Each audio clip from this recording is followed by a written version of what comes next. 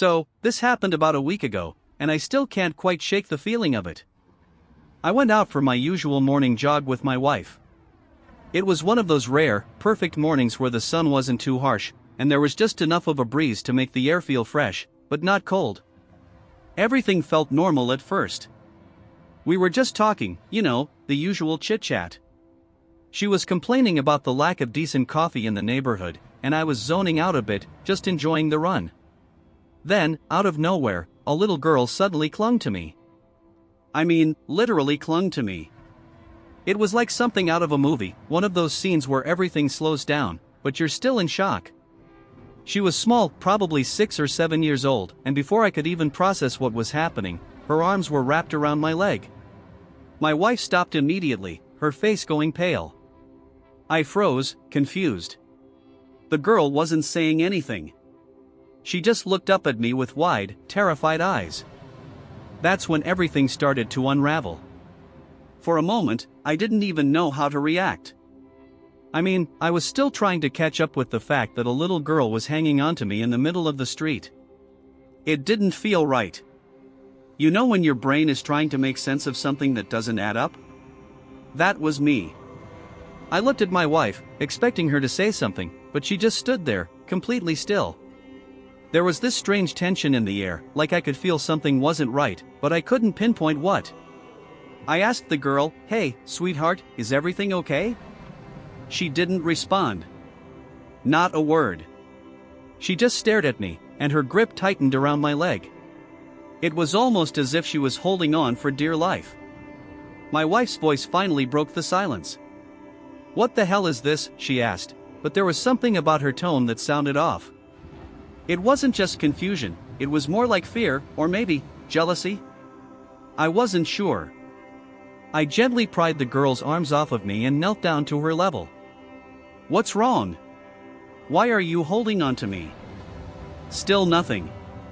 Just that wide-eyed stare. At this point, my wife was visibly fuming, and I could feel her starting to pull away from me emotionally. It was clear she thought something was going on, but I couldn't figure out what. I turned to her, trying to make sense of this, but she wasn't looking at me anymore. She was staring straight ahead, and that's when the first pang of dread hit me. Something was definitely off, but I still had no idea how deep this was about to go. At this point, I was seriously starting to question everything. The girl's eyes were locked onto me, but she still wasn't saying a word. It felt like a bad dream, honestly. I glanced at my wife again, and her expression had shifted. She wasn't just confused anymore, she was angry. And I'm not talking about the kind of anger you get when you stub your toe. This was cold, hard, judgmental anger. I tried to explain. "Look, I don't know what's going on, but I'm not involved in any way." Before I could finish, my wife cut me off, her voice sharp. "I knew it. I knew something was off. There's no reason for a random kid to cling to you like this. Why would she pick you of all people? Is there something you're not telling me?" I couldn't even wrap my mind around it. I wanted to assure her that this was completely random, that it was some sort of bizarre mistake, but her eyes were already accusing me, and I could see the walls starting to go up between us. Meanwhile, the girl seemed to sense the tension. She clung even tighter to me, as if the fear she'd shown earlier was shifting into something else. Was she scared? Or was she trying to communicate something through this bizarre act of attachment? I couldn't tell. I was getting lost in the moment, and my wife's frustration wasn't helping. Then it happened. The girl let go of me for a second, and before I could even react, she whispered, "Mommy told me to find you." My heart stopped. That wasn't a thing kids usually say to strangers. I looked up at my wife, expecting her to be just as shaken, but she looked different. Almost like she knew something I didn't. She didn't say anything, but the cold look in her eyes made my stomach drop. I could feel my pulse racing as those words, "Mommy told me to find you," echoed in my head. It was like the air around us had thickened. My wife's expression wasn't just cold anymore, it was almost as if she had been waiting for this moment, like she'd expected something like this to happen. I could see her lips pressing together, her jaw tightening. Before I could ask, "What the hell does that mean?" The little girl tugged at my sleeve. "Mommy's waiting for you," she said again, this time with more urgency, her voice barely above a whisper. I looked at my wife, who was now glaring at me like I was some kind of stranger. I could feel the shift in her demeanor, the suspicion, the distrust, and honestly, I didn't know what to make of it. I turned back to the girl, trying to stay calm. "Who's your mommy?" I asked, my voice shaking just a little. She pointed down the street, towards a small park just out of sight. "She's waiting," the girl repeated. I was so lost in confusion that I barely noticed my wife moving away from me. It wasn't until she spoke that I realized she had already made up her mind about what was happening. "You're lying," she said quietly, her words cutting like a knife. "You know who she is. And I bet you're gonna go after her now, aren't you?" My stomach churned. What was she talking about? I didn't know what the hell was going on, but she was already backing away from me, her eyes full of hurt and disbelief. I tried to explain. "No, I don't know who this kid is. I swear, I've never seen her before." But she didn't want to hear it. She cut me off before I could say anything else. "Just go. I don't want to be part of this." And that's when it hit me, the woman in the park, the girl's mother, was somehow connected to my wife's anger. I had no idea what was going on, but I knew one thing for sure: this situation was spiraling out of control faster than I could keep up with. I stood there, completely stunned, watching my wife walk away from me. I couldn't believe it. I wanted to chase after her, to explain, to tell her that nothing was going on, but at the same time, I felt like something bigger was happening. I was caught between two worlds, my wife's accusations, and this strange little girl who, for reasons I still couldn't understand, was clinging to me like I was some sort of lifeline. The little girl's grip loosened for a second, but she didn't let go entirely. Her hands were still holding onto the sleeve of my jacket, and she was looking up at me like she expected me to make the next move. Part of me wanted to run after my wife. Another part, the one that was starting to get nervous, wanted to stay and figure out why this girl was so insistent on me going to the park. But then, the rational part of me kicked in.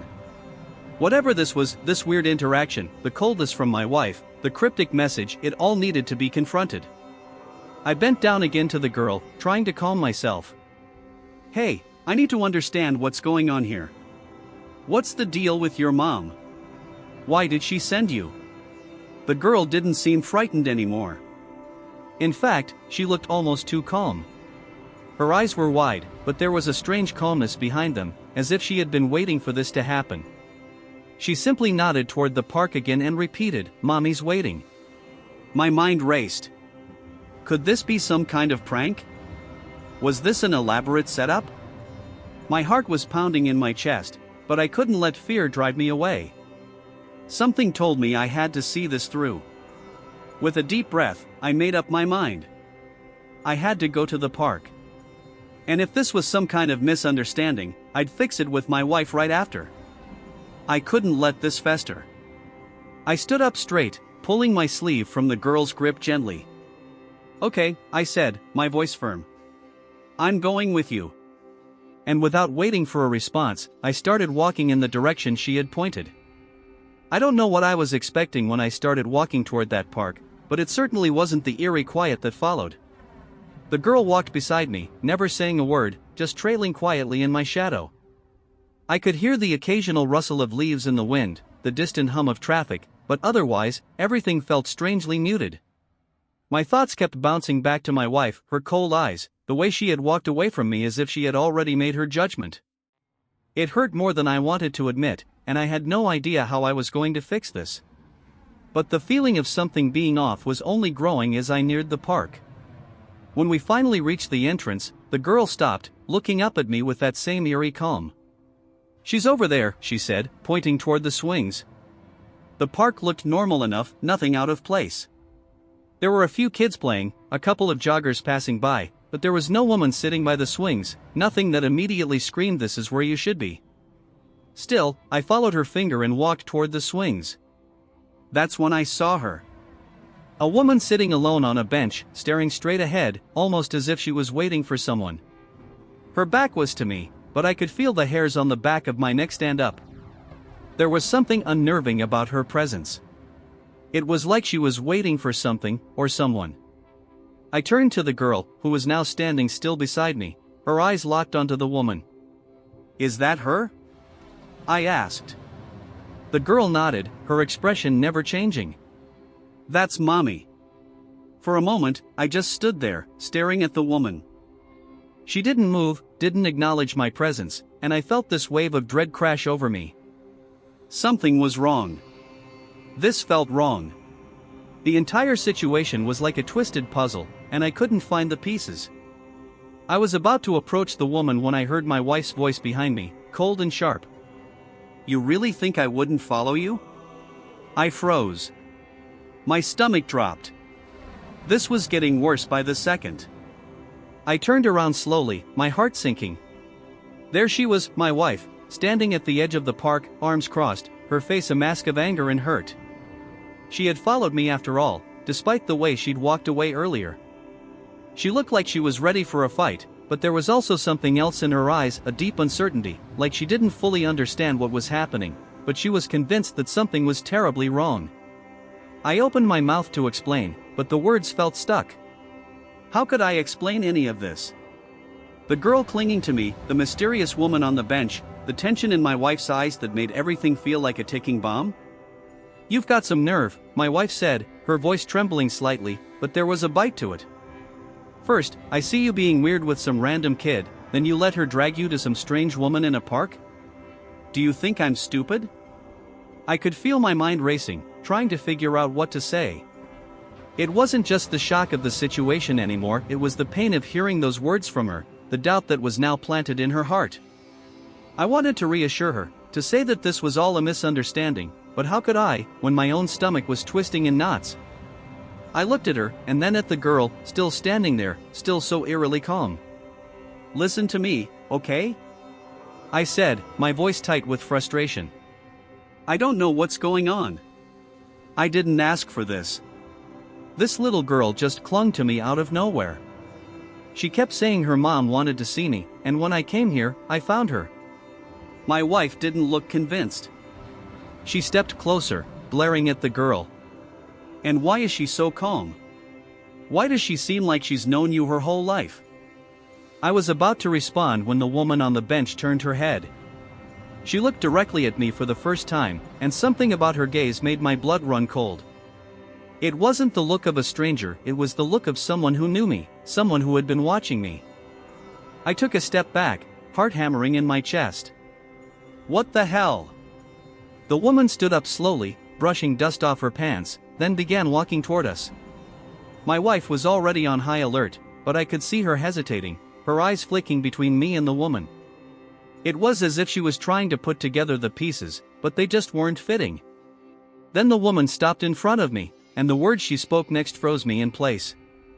"You don't remember me, do you?" she said, her voice soft but steady. And just like that, everything I thought I knew about this situation started to crumble. The woman's words hung in the air like a thick fog, and for a moment, I couldn't breathe. I was staring at her, trying to place her face, but I couldn't. There was something unsettlingly familiar about her, but nothing in my memory was lining up. My wife looked at me with that same cold, accusing gaze. "Who is she?" she demanded, her voice shaking with a mix of disbelief and frustration. I opened my mouth, but no words came out. I was struggling, trying to connect the dots, but it felt like there was a gap in my memory, a missing piece that I couldn't find.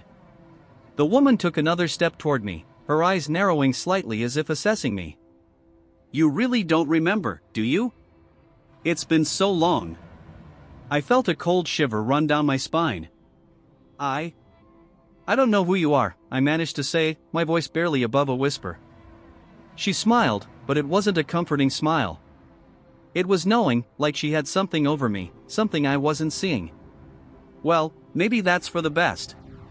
It's been a long time since I've seen you, but I guess we'll have to change that." The girl beside me shifted, and for the first time, she spoke again. "Mommy told me to find you," she repeated, her tone strangely matter-of-fact. "Mommy says it's time to come back." I felt a tight knot form in my chest. There was something off about everything, the woman's voice, the little girl's words, the way my wife was looking at me now as if I had betrayed her before this even started. My mind was racing, but nothing made sense. I was stuck in a loop, trying to remember something I couldn't. My chest tightened as the realization hit me, I don't know this woman. I don't remember her. But the look in her eyes? The calmness in her demeanor? It was like she was waiting for me to remember. The woman finally spoke again, this time with a darker edge to her voice. You've forgotten, but I haven't. And you're going to remember everything, whether you like it or not. I felt the blood drain from my face. What the hell was going on? And then, everything I thought I knew about the situation took another turn. My wife spoke, her voice low and cold. You don't recognize her because you're not supposed to, she said, her eyes flashing with something I couldn't read. But I do. I remember her. And you're not going to like what comes next. The ground beneath me seemed to shift. What the hell was going on? The words my wife spoke hit me like a punch to the gut. I remember her. She said it so calmly, yet with a weight that made everything around me feel suddenly much heavier. My head was spinning, trying to make sense of it all. The woman, the little girl, my wife's cryptic statement, none of it made sense. The woman in front of me smirked, her eyes never leaving mine. You don't get it, do you? She asked, her tone almost pitying. It's not that you don't remember me, it's that you forgot me. And the girl, she nodded toward the little one who was still standing silently by my side, she's here to remind you. I looked back at my wife, trying to piece together what was happening. Her face was pale, but there was something cold in her eyes, something I hadn't seen before. She was standing stiff, her arms crossed tightly, but she wasn't just watching me anymore, she was watching the woman. How do you know her? I asked, my voice shaky. What do you mean forgot? My wife took a deep breath and spoke slowly, as though each word was being carefully chosen. You don't remember when we first met? I shook my head, the confusion only growing. What do you mean? Of course, I remember when we met. She took a step closer, her voice dropping to a whisper. You were never supposed to meet me. At least, not in this life. Her eyes were fixed on the woman now, a look of dread in them. But you did, and that's where everything went wrong. I felt like I was sinking, drowning in the flood of questions that kept piling up. My mind raced, trying to follow the threads that were being pulled apart around me. What are you talking about? I asked, my voice now laced with desperation. What went wrong? The woman in front of me smiled, but there was no warmth in it. You don't get it. You never should have met her. You were supposed to forget me, just like you did before. My wife let out a dry, humorless laugh. He never forgot you, did he? That's why you're back. You wanted him to remember, didn't you? I stood frozen, torn between the two of them, my head swirling with confusion. It was as if everything I thought I knew about my life was being ripped away piece by piece. The woman turned her gaze back to me, her smile widening. You remember me now, don't you? You just don't want to admit it. My pulse was racing. I should remember her. I knew I should. But I couldn't. All I could feel was a cold dread creeping over me as if the woman was right, I did know her, but I had buried it deep. The little girl beside me took my hand, her fingers cold as ice. Mommy says you're not supposed to leave her again, she said, her voice echoing in my mind like a haunting whisper. I felt the ground slip out from under me. I wasn't just caught in a weird situation anymore. I was caught in a memory I didn't want to remember, and the more I fought it, the more I felt myself sinking into a past that had been hidden from me. And that was when I understood, this was no ordinary confrontation. The woman wasn't just a stranger. She was a part of my past. And whatever was coming next was going to change everything. But I didn't know if I could survive it. The words "Mommy says you're not supposed to leave her again" hung in the air like a death sentence. I looked down at the little girl, her grip still firm on my hand. I couldn't understand. I didn't understand. I looked between her and the woman, my past, my wife, and everything that was suddenly coming apart. My mind was racing 1,000 miles an hour, trying to reconcile these pieces that didn't fit. My wife was watching me, her arms still crossed but her face now twisted with something darker than before. "You've been lying to me all this time, haven't you?" Her voice was low, barely a whisper, but it was cutting through me like a knife. I wanted to say something, anything to explain, but the words wouldn't come. My throat felt tight. The more I tried to form a coherent thought, the more fragmented everything seemed. I had to ask. I had to know. "Who are you?" I managed to choke out, my voice barely audible. "Why can't I remember?" "What are you talking about?" The woman looked at me, a slow smile creeping across her face as she stepped closer. "You were never supposed to remember. You were supposed to stay with her." She gestured toward my wife, whose face had now lost all its color. "But that's the thing about memories, isn't it? They always find a way back to the surface." I felt a cold sweat break out along my spine. I looked at my wife, but she wasn't looking at me anymore.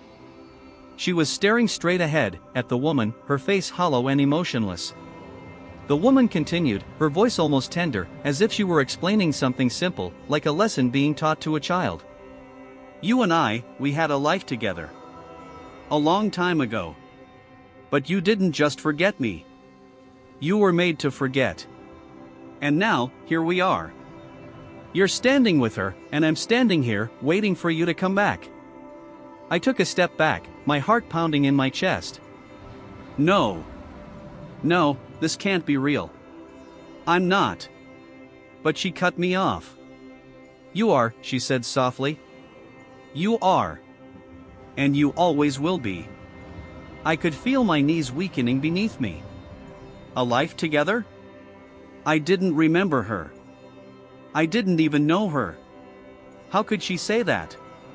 The whole situation felt like it was spiraling into some kind of nightmare, and I was trapped in it, unable to break free. My wife, still standing off to the side, spoke in a voice that was now completely void of emotion. "You don't get it. He doesn't get it. This isn't the first time." She was staring at the woman now, her voice trembling but with an edge of finality. "He's been here before. All of us have." I turned to her, my eyes wide. "What? What do you mean, all of us?" But she didn't answer. She just kept her gaze locked on the woman, her expression one of grief and something else, something raw, like a wound that hadn't healed. The woman smiled again, her eyes gleaming with something I couldn't quite place. "This is just the way it has to be," she said, almost as if she were apologizing. "You'll remember in time. Everything you've forgotten, it'll all come back." I could feel my mind starting to crack. There was no way this could be real. But the more I listened, the more something inside me began to stir. Something buried. Something I didn't want to remember. And then it hit me, I had been here before. The déjà vu was overwhelming, and I realized with a sickening certainty that I wasn't just stuck in some strange moment. I had lived this, whatever this was, before. I had no idea what was happening, but I knew one thing for sure. Whatever this was, it was about to destroy everything I thought I knew about myself, about my wife, and about my life. And the worst part? I wasn't sure I could stop it. The weight of what the woman said settled into my chest, suffocating me. "You'll remember in time." It felt like I was standing on the edge of a cliff, looking down into an abyss that I knew I couldn't escape. My legs felt weak, my mind scrambling to find anything solid to hold onto, but everything around me was slipping through my fingers. The woman's smile widened, and she took another step closer. The little girl beside me was still holding my hand, her grip unyielding. I glanced at my wife, who was still standing motionless, her face ashen, like she was watching something inevitable unfold. "I don't understand," I said, my voice trembling. "What do you mean, this isn't the first time?" The woman raised an eyebrow, and there was something almost condescending in her gaze. "You never wanted to remember, did you?" she said softly. "But you're going to. It's time." I looked at my wife, desperate for some kind of explanation, something to make this all make sense. But her eyes were empty, distant. She didn't seem to be looking at me at all. She was focused entirely on the woman, her lips pressed together in a tight line. I turned back to the woman. "Who are you?" I demanded, my voice sharper this time. "What do you want from me?" She sighed, almost theatrically, as if she were frustrated with my inability to grasp the obvious. "I'm someone you once loved. Someone you promised you'd never forget." That hit me like a punch to the gut. My breath caught in my throat. Loved? I couldn't remember her. I couldn't remember a promise, any kind of promise. I felt my mind racing. I could almost hear the pieces of my life slipping away from me, like sand through an open hand. Was she telling the truth? Was she someone I had loved? If so, why couldn't I remember her? "Do you really want to know the truth?" she asked, her voice softer now. She didn't need to say anything more. I felt it, the pull, the urge to know, to make sense of everything that was happening. I nodded slowly, my throat dry. "Your memory," she said, her voice now laced with something darker, more final. "It's not just that you forgot me. You were made to forget." I took a step back. "Made? What are you talking about?" My wife finally spoke, her voice quiet but filled with a pain I hadn't heard before.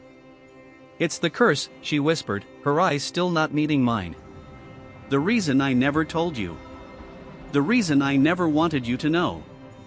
The world around me seemed to tilt, everything starting to spin as my head tried to catch up with the shock. A curse? What kind of curse could possibly erase memories, erase love? The woman's eyes gleamed with a strange mix of pity and satisfaction. "It's not a simple memory loss. You were cursed to forget. Every time you remember, you lose something else. A part of you, a part of us. It's the price of breaking the rules. And you broke them." I felt a sickening realization crawl through my veins. The fragments of my past, the flashes of something deeper, were all suddenly rushing back to the surface, but they weren't just memories. They were pieces of a life I had been forced to forget. My pulse quickened as the truth started to settle in. The woman, the girl, my wife's involvement, it was all connected to something ancient, something I had been unknowingly part of. And now, here I was, standing in the middle of it, about to lose everything I thought I knew for good. I couldn't breathe. My chest felt tight, like the air itself was thickening with every passing second. "Why didn't you tell me?" I asked my wife, my voice barely above a whisper. She finally looked at me, her eyes filled with sorrow. "Because I couldn't," she said softly. "You weren't supposed to remember. But now you do, and now we all have to face the consequences." I didn't know if I was ready to hear what came next, but I had no choice. The truth was crashing down around me, and I had to understand it. I had to know what had been hidden from me all this time. And for the first time, I knew this was only the beginning. The air around us felt charged, heavy with an energy I couldn't explain. Every word, every glance, seemed to echo in my mind, reverberating through the dark corners of my memory that had been sealed off for so long. My wife was staring at me now, her eyes full of something that looked like regret, but it was more than that, guilt. She had known this whole time. She had known what I was, what I had forgotten, and she never told me. I could feel the walls between us growing thicker, like something that could never be undone. The woman in front of me, the one who claimed to be someone I loved, smiled again, but it was empty, like she knew she had one, like she was savoring the moment of watching everything I thought I knew about myself come crumbling down. The little girl was still holding my hand, her fingers cold, her face unreadable. She was the anchor in this strange storm, the physical manifestation of a reality that felt more like a nightmare. "So, what happens now?" I asked, my voice barely audible. I wasn't sure if I even wanted the answer, but I had to ask. This had gone far beyond anything I could understand. This was no longer just about a strange encounter in a park or a misunderstanding. This was about my entire life, about who I was, who I had been, and who I would be when it was all over. The woman took a deep breath, and for the first time, I saw something resembling compassion in her eyes. "Now," she said, "you face the truth. The truth of what you were, what you are, and what you've lost." I felt a chill wash over me. What did I lose? I asked, my voice cracking under the weight of it all. She paused, her gaze softening for a fraction of a second. You lost everything. Your memories, your life, your connection to me. But what you lost the most was yourself. I swallowed hard, the taste of her words lingering in my throat. Myself? The question echoed in my mind, and it made something inside me snap. No, I said, shaking my head. I won't accept that. You don't get to just tell me that. You can't just tell me I've lost myself and expect me to believe it. But the woman only nodded, as though she had expected this reaction. I don't need you to believe it. I need you to face it. The past will catch up with you, whether you like it or not. And when it does, you won't be able to hide anymore.